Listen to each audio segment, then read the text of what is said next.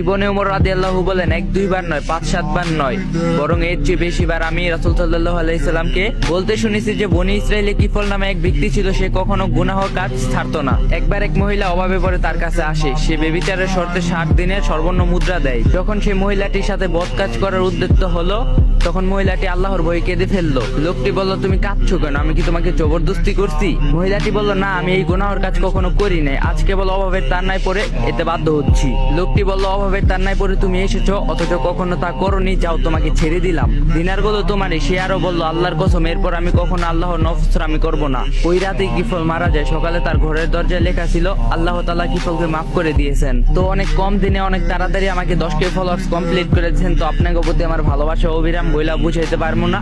তো আপনারা সবসময় আমার এইভাবেই সাপোর্ট করবেন, ইনশাল্লাহ ভালো কিছু দেওয়ার চেষ্টা করবো।